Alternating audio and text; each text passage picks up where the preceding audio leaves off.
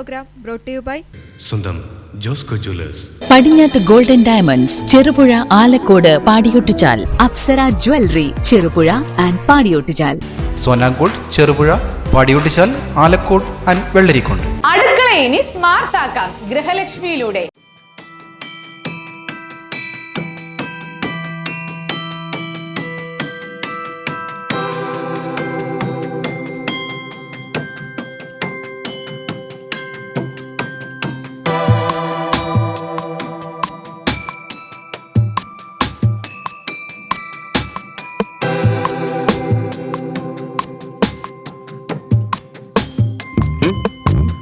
ഓരോ വർഷത്തിലെയും ഇടവേളകളിൽ മാത്രം കടന്നു വന്നിരുന്ന ആഘോഷങ്ങളിപ്പോൾ പുതുതലമുറയ്ക്ക് നിത്യജീവിതത്തിൻ്റെ ഭാഗമായി. മുന്നനുഭവങ്ങൾ ജീവിതത്തോട് ചേർത്ത് നിർത്തുന്നവരും കാലികമായ സാഹചര്യങ്ങളിലേക്ക് സ്വയമേ ഇറങ്ങി വരുന്നവരും അവരവരുടെ വീക്ഷണങ്ങളിൽ പുതുമ പകരാൻ ഇഷ്ടപ്പെടുന്നവരാണ്. കലാസാഹിത്യ രംഗങ്ങളിൽ തങ്ങളുടെ കഴിവറിയിച്ച രണ്ട് വ്യക്തികളെയാണ് നാം അറിയുന്നത്.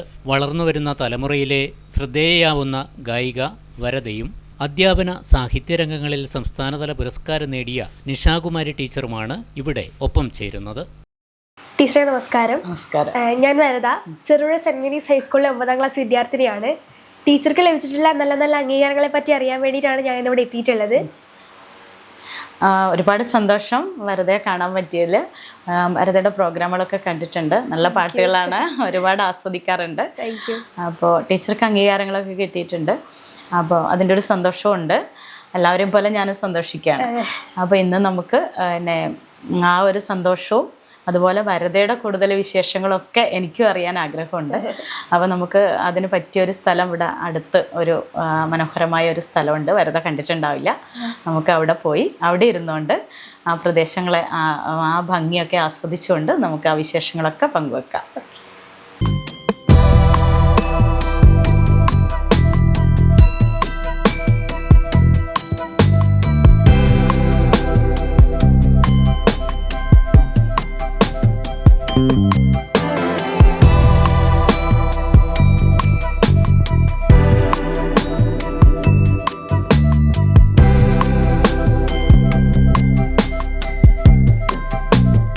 വരദ, മോൾക്ക് ഇഷ്ടമായോ പ്രദേശമൊക്കെ? ഒരുപാട് പ്രത്യേകതകളുള്ള ഒരു സ്ഥലമാണിത്. പിന്നെ ലോകത്തിലെ തന്നെ ആദ്യമായി പുസ്തക പ്രതിഷ്ഠ നടത്തിയ ഒരു സ്ഥലം. ഇവിടെ നവപുരം മതാതീത ദേവാലയം എന്നാണ് അറിയപ്പെടുന്നത്. ഇതിൻ്റെ സ്ഥാപകൻ അധ്യാപകനും സാമൂഹ്യ പ്രവർത്തകനും സാംസ്കാരിക പ്രഭാഷകനുമൊക്കെയായ ചെറുപുഴ PNS കോളേജിലെ പ്രിൻസിപ്പളും ഒക്കെയായ പ്രാപ്പോയിൽ നാരായണ മാസ്റ്ററാണ് ഈ ഒരു മഹത്തായ ഒരു സംഭവം നമുക്ക് വേണ്ടി ഈ ലോകത്തിന് വേണ്ടി സമർപ്പിച്ചിട്ടുള്ളത്. അപ്പോൾ പുസ്തകമാണ് ഇവിടുത്തെ പുസ്തകമാണ് പ്രതിഷ്ഠ. ഇവിടെ വരുന്നവർ പ്രസാദമായിട്ട് ഇവിടെ അർപ്പിക്കുന്നതും പുസ്തകമാണ്, ഇവിടുന്ന് പ്രസാദമായി കൊടുക്കുന്നതും പുസ്തകമാണ്. അതാണ് അങ്ങനെ ഒരുപാട് പ്രത്യേകതകളുള്ള വളരെ മനോഹരമായ ഒരു ജ്ഞാനമയി, കണ്ടില്ലേ, ജ്ഞാനമയൊക്കെ ഓരോ വിഗ്രഹം പ്രതിഷ്ഠയും കാര്യങ്ങളൊക്കെയുള്ള വളരെ മനോഹരമായ ഒരു സ്ഥലമാണ്. അപ്പോൾ വരദയ്ക്ക് ഇതൊക്കെ കാണാനും ആസ്വദിക്കാനും ഒക്കെ കഴിയണം. അതാണ് ഞാൻ പറഞ്ഞത് നമുക്ക് ഇങ്ങോട്ടേക്ക് വരാമെന്ന് പറഞ്ഞതിൻ്റെ. സ്വരങ്ങൾക്കും ആത്മാവുണ്ടെന്ന് നമ്മെ ഓർമ്മിപ്പിക്കുന്ന ചില ശബ്ദങ്ങൾ ഉണ്ടാകാറുണ്ട്. ചിലപ്പോൾ ആ ശബ്ദങ്ങൾ പ്രായത്തെ മറികടന്ന് ഹൃദയങ്ങളിലേക്ക് ദൈവികതയുടെ സ്പർശമായും എത്താറുണ്ട്. കലയും കഴിവും ഒന്നിച്ചു ചേരുമ്പോൾ അതൊരു മനോഹരമായ സ്വരമാകുന്നു. ആ സ്വരത്തിൽ നന്മയും ഭക്തിയും പ്രതിഭയും ഒത്തുചേരുമ്പോൾ അത് നമ്മളെല്ലാവരുടെയും ഹൃദയത്തിലേക്കും എത്തുകയാണ്. കാസർഗോഡ് ജില്ലയിലെ പെരളം എന്ന മനോഹരമായ ഗ്രാമത്തിൽ നിന്ന് തൻ്റെ മധുരമായ ശബ്ദത്താലും അസാധാരണമായ കഴിവുകളാലും സംസ്ഥാന തലത്തിൽ തന്നെ ശ്രദ്ധ നേടിയ ഒരു കുഞ്ഞു കലാകാരിയാണ് ഇന്ന് നമ്മോടൊപ്പം. കന്നഡ പദ്യത്തിൽ ഉപജില്ല, ജില്ലാ, സംസ്ഥാനതല വിജയങ്ങൾ, ശ്രീരാമജയം രാമായണ പാരായണത്തിൽ സംസ്ഥാനതല വിജയം, നിരവധി ഭക്തിഗാന ആൽബങ്ങളിൽ പാടിയും അഭിനയിച്ചും ശ്രീ വാഗീശ്വരി ആൽബത്തിലൂടെ മികച്ച ഗായികയ്ക്കുള്ള സ്പെഷ്യൽ ജൂറി പുരസ്കാരം സത്യജിത് റേ ഫിലിം സൊസൈറ്റിയിൽ നിന്നും ലഭിച്ച കഴിവുറ്റ ഗായിക, പഠനത്തിലും കലാപരമായ രംഗത്തും ഒരുപോലെ മികവ് തെളിയിച്ച് മുന്നേറുന്ന ചെറുപുഴ സെന്റ് മേരീസ് ഹൈസ്കൂളിലെ ഒരു പ്രതിഭാശാലിയായ വിദ്യാർത്ഥിനി, ചെറുപുഴ JM UP സ്കൂളിലെ അധ്യാപകരായ ജയചന്ദ്ര മാഷിൻ്റെയും ഷീന ടീച്ചറിൻ്റെയും മകളാണ്. ശരണ്യ, ദേവപ്രിയ എന്നീ 2 സഹോദരിമാരുടെ പ്രചോദനത്തോടൊപ്പം മുന്നേറുന്ന ഈ കുഞ്ഞു പ്രതിഭാശാലിയെ ഇന്ന് നമുക്ക് അടുത്തറിയാം നമ്മുടെ സ്വന്തം വരദമോളെക്കുറിച്ച്. ടീച്ചർക്ക് ഇതിനിടയ്ക്കായിട്ട് നിരവധി പുരസ്കാരങ്ങൾ ലഭിച്ചിട്ടുണ്ട് എന്നുള്ളത് ഞങ്ങൾ അറിഞ്ഞു. അപ്പോൾ ആ ഒരു അനുഭവം ഞങ്ങൾക്കായിട്ടൊന്ന് പങ്കുവയ്ക്കാമോ? പുരസ്കാരങ്ങൾ ലഭിച്ചിരുന്നു. കഴിഞ്ഞ ഒരു 2023 ആണ് ആദ്യത്തെ പുരസ്കാരം. വായനയോടനുബന്ധിച്ചുള്ള എൻ്റെ ഒരു വായന ആസ്വാദനക്കുറിപ്പിന് സ്റ്റേറ്റ് പുരസ്കാരം ലഭിക്കുന്നത്. പിന്നെ വായന ഏറെ ഇഷ്ടപ്പെടുന്ന ഒരാളാണ്. നന്നായി വായിക്കും, ധാരാളം വായിക്കും. ഈ ഒരു അന്തരീക്ഷമൊക്കെയാണ് എന്നെ കൂടുതൽ പ്രചോദിപ്പിച്ചത്. അപ്പോൾ അങ്ങനെ എൻ്റെ വായനയെ കൂടുതൽ ചേർത്ത് പിടിച്ചുകൊണ്ട് മുമ്പോട്ട് പോകുന്നതിൻ്റെ ഭാഗമായിട്ടാണ് ഞാൻ ഇത്തരം മത്സരങ്ങളിൽ പങ്കെടുത്തത്. അതേ തുടർന്നാണ് പുരസ്കാരങ്ങൾ ലഭിച്ചത്. കഴിഞ്ഞ വർഷം 2023 ആദ്യത്തെ പുരസ്കാരം. തുടർന്ന് 2025 അന്ന് സ്റ്റേറ്റ് തലത്തിൽ 2ാം സ്ഥാനമായിരുന്നു. ഇത്തവണ അത് 1ാം സ്ഥാനത്തിലേക്ക് കൊണ്ടുവരാൻ കഴിഞ്ഞു. വളരെ സന്തോഷമുണ്ട്. ഒരു വായനയെ അത്രമാത്രം ചേർത്ത് പിടിക്കുമ്പോൾ ഇതുപോലെയുള്ള അംഗീകാരങ്ങൾ ലഭിക്കുന്നു എന്ന് പറയുമ്പോഴും അത് സമൂഹത്തിലേക്ക് ഒരു പ്രചോദനമായി നൽകാൻ എനിക്ക് സാധിക്കുന്നു. അല്ലെങ്കിൽ ഇന്ന് വളർന്നു വരുന്ന കുട്ടികൾക്ക് വായനയുടെ ഒരു മഹത്വം, എത്രയേറെ അംഗീകാരങ്ങൾ വായനയിലൂടെയും നമുക്ക് സ്വന്തമാക്കാം എന്ന് ഒന്ന് അറിയിച്ചു കൊടുക്കാൻ വേണ്ടി കഴിയുമ്പോൾ അത് വളരെ സന്തോഷമുള്ള ഒരു കാര്യമാണ്. അതാണ് പുരസ്കാരത്തിൻ്റെ ഒരു അനുഭവം എന്ന് പറയുന്നത്. അതൊക്കെ തന്നെയാണ്. ലഭിച്ച പുരസ്കാരങ്ങളിൽ കഴിഞ്ഞ വർഷം 2025 മന്ദാരം പബ്ലിക്കേഷൻസിൻ്റെ ലിറ്ററേച്ചർ ഓഫ് ലവ് സാഹിത്യ പുരസ്കാരം ലഭിച്ചിട്ടുണ്ടായിരുന്നു. അതിനെ തുടർന്ന് 2025 തന്നെ നിയമസഭ അന്താരാഷ്ട്ര പുസ്തകോത്സവത്തിൽ സ്റ്റേറ്റ് തലത്തിൽ വായനാസ്വാദനത്തിന് ഉള്ള പുരസ്കാരം ലഭിച്ചു. 2023 ആ പുരസ്കാരം വായനാസ്വാദനത്തിനുള്ള നിയമസഭയുടെ പുരസ്കാരം 2023 2ാം സ്ഥാനമായിട്ടായിരുന്നു എന്നിലേക്ക് വന്നത്. ഇത്തവണ അത് 1ാം സ്ഥാനമായിട്ട് വന്നു. തുടർന്ന് എൻ്റെ ധാരാളം പുസ്തകങ്ങൾ, കവിതകൾ, എഴുത്തുകൾ, ലേഖനങ്ങളൊക്കെ മന്ദാരം പബ്ലിക്കേഷൻസിലൂടെ എല്ലാവരിലേക്കും എത്തിക്കാൻ വേണ്ടി കഴിഞ്ഞിട്ടുണ്ട്. അതൊക്കെയാണ് ഒരു വലിയ നേട്ടം എന്ന് പറയുന്നത്. വായന ആസ്വദിക്കുന്നവർക്ക് എൻ്റെ എഴുത്തുകൾ കൂടി അവരിലേക്ക് എത്തിക്കാൻ കഴിയുന്നു എന്നറിയുമ്പോൾ സാധിക്കുന്നു എന്നുള്ളതിൽ ഏറെ അഭിമാനവും സന്തോഷവും ഉണ്ട്. സംഗീതം ഒരു കലയാണ്, അനുഗ്രഹമാണ്. ഈ പുതിയ കാലത്തെ സംഗീതത്തിൻ്റെ ലോകത്തിലേക്ക് കടന്നു വന്ന മോളാണ് വരദ. ഏത് തരം പാട്ടുകളോടാണ് വരദയ്ക്ക് കൂടുതൽ ഇഷ്ടം? എനിക്കിപ്പം എല്ലാം കംഫർട്ടബിൾ ആണ്. പക്ഷേ ഇപ്പം പുതിയ പാട്ട് പറഞ്ഞാൽ ഇപ്പം നമ്മൾ ഫാസ്റ്റ് സോങ് പാടുന്നെങ്കിലും മെലഡി പാടുന്നെങ്കിലും എനിക്ക് ഇഷ്ടമാണ് രണ്ടും പാടാൻ. പക്ഷേ ഫാസ്റ്റിൻ്റെ ഒരു പ്രശ്നം എന്ന് പറഞ്ഞാൽ അത് വേഗം ട്രെൻഡ് ഔട്ടായി പോകും. പക്ഷേ മെലഡി എന്ന് പറയുന്നത് അത് എവർ ഹിറ്റായിട്ട് എപ്പോഴും നിൽക്കും. അതുകൊണ്ട് എനിക്ക് മെലഡീനോട് ഒരു എക്സ്ട്രാ ആ ഒരു ഫീലും എല്ലാം കൊണ്ടായിരിക്കാം ഒരു എക്സ്ട്രാ ഇഷ്ടമാണ്, താല്പര്യം. അപ്പോൾ ഇഷ്ടമുള്ള ഒരു പാട്ടിൻ്റെ 2 വരി നമ്മുടെ പ്രേക്ഷകർക്ക് വേണ്ടി. ജാനകി പരിണയ പന്തലിലെ സ്വർണ ചാപം മുറിച്ചൊരു ശ്രീരാമനോ, ചിത്രാംഗതരിന്ന ഗന്ധർവനോ, യുദ്ധപർവത്തിലെ ധനഞ്ജയനോ, അനിരുദ്ധനോ അവനഭിമന്യുവോ, എൻ്റെ അഭിനിവേശങ്ങളെ വിരൽ തൊട്ടുണർത്തിയ കാമുകനോ കാമുകനോ.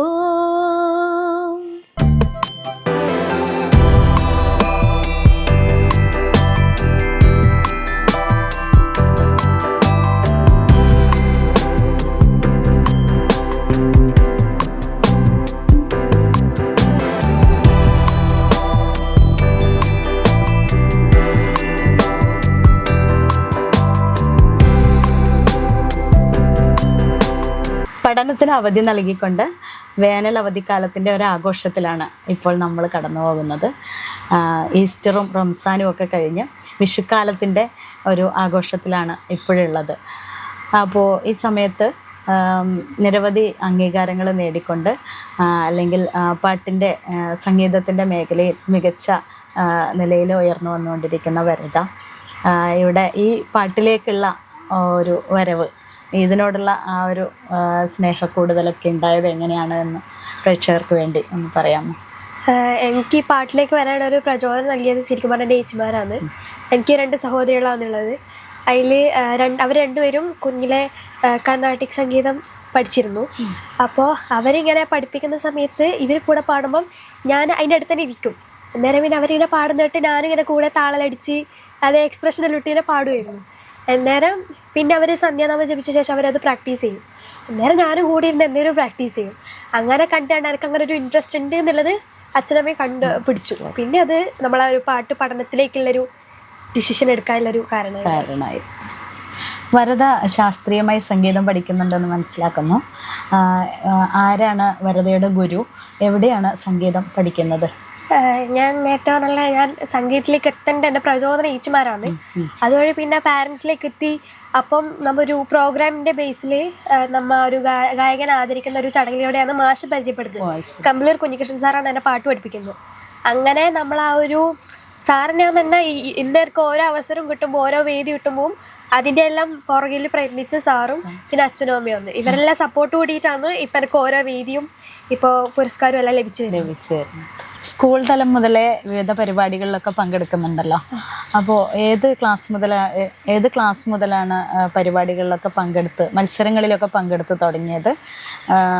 പാട്ടിന് പുറമെ മറ്റേതൊക്കെ വിഷയങ്ങളിലാണ് മോൾക്ക് താല്പര്യം?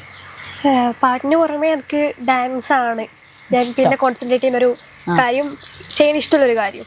പിന്നെ ഞാൻ ഫസ്റ്റ് ആയിട്ട് ഒരു എന്താ പറയുക മത്സരത്തിന് പാർട്ടിസിപ്പേറ്റ് ചെയ്യുന്നത് 2ാം ക്ലാസ്സിലാണ്. എന്നാലും ഞാൻ JMUP-ലായിരുന്നു പഠിക്കുന്നുണ്ടായത്. അപ്പോൾ എൻ്റെ ക്ലാസ് ടീച്ചർ ഉണ്ടായിരുന്നു, മിനി ടീച്ചറുണ്ടായിരുന്നു. ഞാൻ അടുത്ത കലോത്സവത്തിൻ്റെ പേര് കൊടുത്ത സമയത്ത് എനിക്ക് സ്റ്റേജ് ഫിയർ കാരണം ഞാൻ എല്ലാത്തിനും ഒതുങ്ങി ഇരിക്കുന്നുണ്ടായിന്. അപ്പോൾ അങ്ങനെ ഇരുന്ന സമയത്ത് ടീച്ചർ ഞാൻ അറിയാതെ എൻ്റെ എല്ലാ പേരും കൊടുത്ത്, ലളിതഗാനത്തിനും കവിതാലാപനത്തിനും കന്നഡത്തിനും എല്ലാത്തിനും പേര് കൊടുത്തു. അങ്ങനെ ഞാൻ പിന്നെ അമ്മയോടും അച്ഛനോടും പറഞ്ഞ സമയത്ത് അവരെനിക്ക് ഒരു പദ്യവും ലളിതഗാനെല്ലാം പറഞ്ഞു തന്നു. അതെല്ലാം പഠിച്ചിട്ട് അങ്ങനെ ഫസ്റ്റ് ടൈം ഒരു സ്റ്റേജിലേക്ക് ഞാൻ അന്നാണ് കയറുന്നത് JM-ലെ കലോത്സവത്തിന്. അപ്പോൾ ആടെ കയറി പിന്നെ പാടി സബ് ജില്ലയിലേക്ക് കിട്ടി. സബ് ജില്ലയിൽ എനിക്ക് ഫസ്റ്റ് കിട്ടിയിട്ടുണ്ടായിരുന്നു. പിന്നെ അങ്ങോട്ടേക്ക് ആ ഒരു സ്റ്റേജ് ഫിയർ ശരിക്കും മാറാൻ കാരണം മിനി ടീച്ചർ തന്നെ കാരണം. ജില്ലാ മത്സരങ്ങളിലും വിജയം നേടിക്കൊണ്ട് സംസ്ഥാനതല മത്സരത്തിലേക്കൊക്കെ എത്തി. അവിടെ എത്തിക്കഴിഞ്ഞപ്പോഴേക്ക് ആ മത്സരത്തിലെ വിജയത്തെ മോൾ എങ്ങനെയാണ് നോക്കിക്കാണുന്നത്? അതിൻ്റെ ഒരു അനുഭവം പങ്കുവെക്കാം. ഞാൻ സ്റ്റേറ്റ് കലോത്സവത്തിൽ പാർട്ടിസിപ്പേറ്റ് ചെയ്യാൻ പോയ ഐറ്റം എന്ന് പറയുന്നത് കന്നഡ പദ്യമാണ്. അതെന്നെ കാസർഗോഡുള്ള ഒരു ദീപ ടീച്ചറാണ് പഠിപ്പിച്ചത്. അപ്പോൾ ഞാൻ അങ്ങനെ 8 നാളിലാണ് സ്റ്റേറ്റ് ലെവൽ സ്റ്റാർട്ട് ചെയ്യുന്നത്. അപ്പോൾ ഫസ്റ്റ് ടൈം ഞാൻ സ്റ്റേറ്റ് പോകുന്നത് 8 അപ്പോൾ അതുവരെ ജില്ല സബ് ജില്ല അങ്ങനെ പോയി പിന്നെ പെട്ടെന്ന് സ്റ്റേറ്റിലേക്ക് ഒരു ഹയർ ലെവലിലേക്ക് പോകുന്ന സമയത്ത് ആ ഒരു എക്സൈറ്റ്മെൻറ്റും ഹാപ്പിനെസ്സും ഭയങ്കര ഒരു പ്രൗഡായിട്ടുള്ളൊരു ഫീൽ ഉണ്ടാവില്ലേ, അതും എല്ലാം കൂടി ഒരു മിക്സ്ഡ് ആയിട്ടുള്ളൊരു ഇമോഷൻസും ഫീലിങ്സും അല്ലായിരുന്നു. അപ്പം അങ്ങനെ പോയി സ്റ്റേറ്റ് കലോത്സവത്തിന് പോയ സമയത്ത് അന്ന് തിരുവനന്തപുരത്തുണ്ടായേ. അങ്ങനെ സ്റ്റേറ്റിലെത്തി. അപ്പോൾ അവിടുത്തെ ഓരോ ജില്ലയിലുള്ള കുട്ടികളായിട്ട് കമ്പനിയായി. പിന്നെ നമ്മൾ അങ്ങനെ എന്തായാലും സ്റ്റേജ് ഫിയർ ചെറുങ്ങനെ ഉണ്ടായിരുന്നു. പക്ഷെ ആ ഒരു ഞാൻ നേരത്തെ പറഞ്ഞ ഹാപ്പിനെസ്സും എക്സൈറ്റ്മെൻറ്റും കൂടി മിക്സ്ഡ് ആയപ്പോൾ ഒരു വല്ലാത്തൊരു ഫീൽ ആയിരുന്നു. അന്നേരം അങ്ങനെ പോയി പാടി വിചാരിച്ച പോലെ പെർഫോം ചെയ്യാൻ പറ്റി. A ഗ്രേഡ് കിട്ടി. അന്നേരം എന്തോ നേരത്തെ പറഞ്ഞൊരു അഭിമാനമോ വീട്ടുകാരെല്ലാവരെയും ഒന്ന് പ്രൗഡാക്കിയൊരു മൊമെൻ്റ് ആയിരുന്നു. സംഗീതത്തിന് പുറമെ സംസ്കൃതത്തിലും സാഹിത്യത്തിലും ഒക്കെ മോൾക്ക് താല്പര്യമുണ്ടല്ലോ. എവിടെ നിന്നൊക്കെയാണ് അതിനുള്ള അംഗീകാരങ്ങളൊക്കെ ലഭിച്ചിട്ടുള്ളത്? എനിക്ക് രാമായണ പാരായണ മത്സരത്തിൽ ശ്രീരാമജയം പുരസ്കാരം ലഭിച്ചിട്ടുണ്ടായിരുന്നു. പിന്നെ അതുപോലെ ഭാഗ്യശ്രീ എന്നുള്ളൊരു ആൽബത്തിന് സത്യത്രയ ഫിലിം സൊസൈറ്റിൻ്റെ സ്പെഷ്യൽ ജൂറി പരാമർശം ലഭിച്ചിരുന്നു. അന്ന് അടൂർ ഗോപാലകൃഷ്ണൻ സാർ വരെ ഉണ്ടായിരുന്ന ആ ഒരു വേദിയിൽ നിന്ന് എനിക്ക് ആ ഒരു പുരസ്കാരം ഏറ്റുവാങ്ങാൻ കഴിഞ്ഞു. അതൊക്കെ തന്നെയാണ് എൻ്റെ ഏറ്റവും വലിയൊരു അംഗീകാരം എന്ന് ഞാൻ കരുതുന്നത്.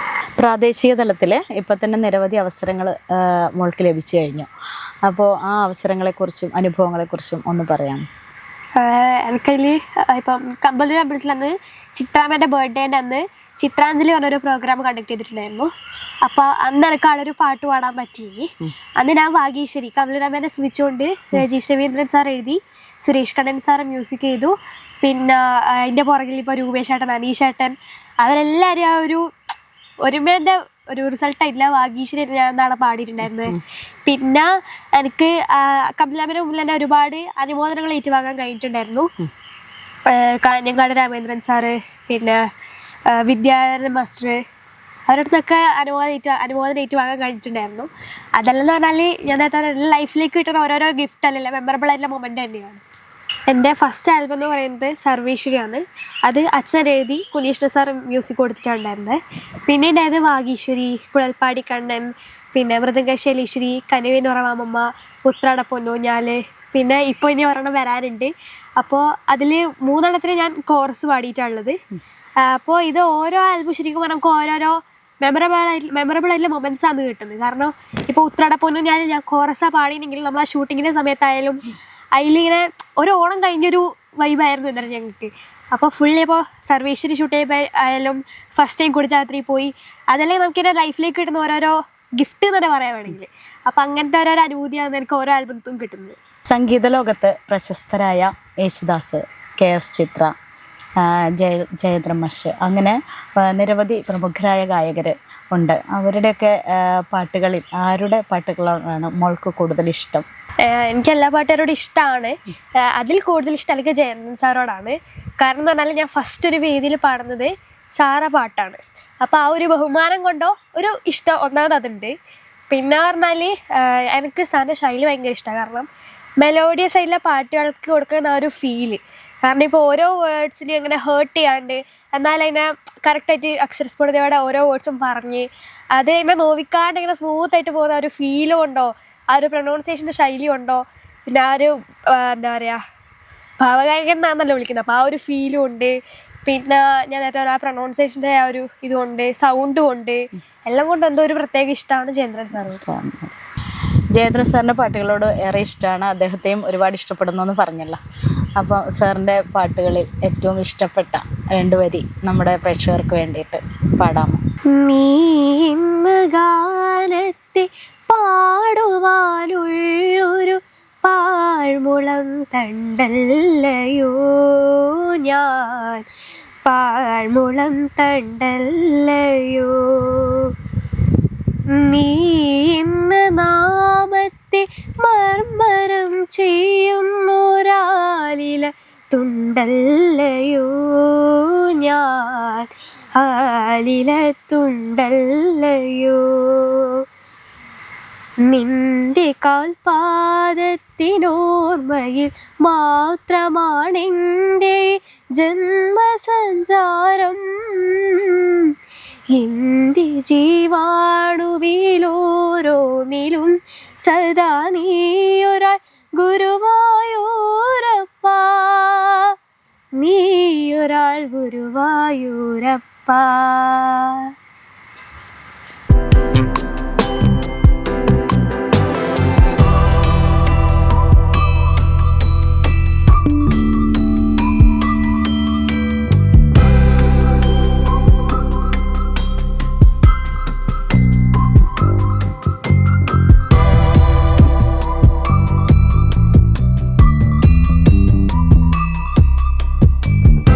ഐശ്വര്യത്തിൻ്റെയും സമൃദ്ധിയുടെയും സന്തോഷത്തിൻ്റെയും മനോഹരമായ വിഷുക്കാലം, വിഷുക്കൈനീട്ടം നൽകിയും കണി കണ്ടും ഉണരുന്ന മനോഹരമായ വിഷുക്കാലത്ത് സിറ്റി ചാനലിൻ്റെ എല്ലാ പ്രേക്ഷകർക്കും ഹൃദയം നിറഞ്ഞ വിഷു ആശംസകൾ.